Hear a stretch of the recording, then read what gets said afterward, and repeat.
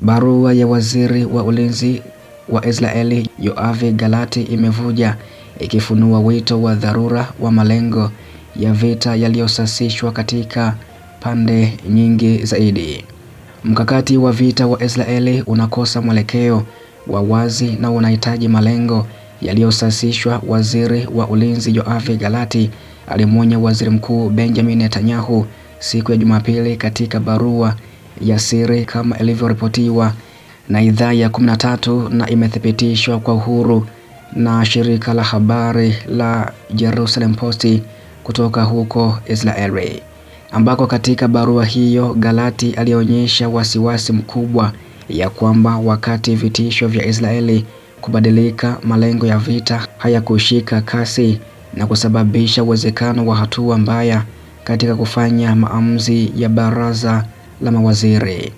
Na pia unaweza kupata taarifa hizo na matukio hayo moja kwa moja kutoka mstari wa mbele huko Mashariki ya Kati kwa njia ya WhatsApp, ambako pia huko nimekuwa nikiweka taarifa nyingi na matukio mengi zaidi, hasa kutoka mstari wa mbele huko Urusi na Ukraine pamoja na kusini mwa Lebanon na Israeli. Unaweza ukajiunga sasa moja kwa moja kwa kulipia kiasi cha shilingi 1000 pia kama kigezo cha kupata taarifa hizo na matukio hayo kupitia nambari ya Tigo Pesa ya 0679 619 650 0679 619 650 na kukaribisha sana pia kupata taarifa hizo na matukio hayo kwa njia ya WhatsApp, ambako pia hapa kwa mujibu wa masharti na vigezo vya YouTube imekuwa vigumu zaidi kuyaweka hadharani au kama namna ambavyo pia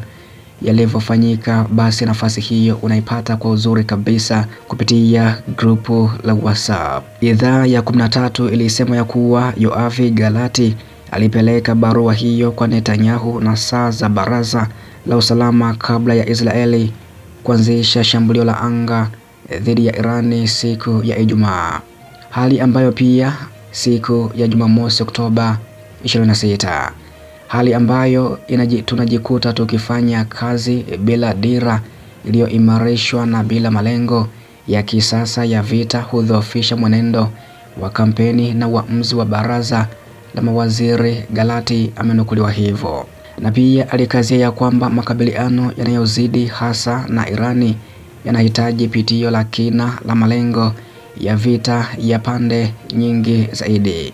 Na pia Galati alitoa mapendekezo yaliyojumuisha miradi hususa ya pande tofauti katika pambano hilo, ambako pia huko Gaza alipendekeza ya kwamba lazima kuwekwa mazingira yasiyo ya kutishia, kusimamisha ukuaji wa kihalifu salama, kurudi kwa mateka wote na kukuza mfano wa serikali ya kiraia kuchukua nafasi ya Hamas.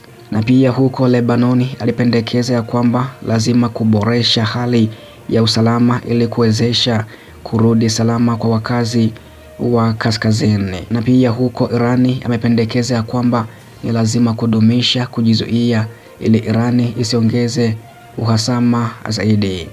Usalama wa kibinafsi na wa kimataifa. Yoav Galati amesema lazima kuimarisha usalama wa kitaifa na uhalali wa kimataifa, ambako pia channel 13 zaidi iliripoti kuwa barua ya Galati ilisambazwa kwa baraza la mawaziri la ndani, lakini sio kwa waziri wa usalama wa kitaifa Lamar Beni Jevere.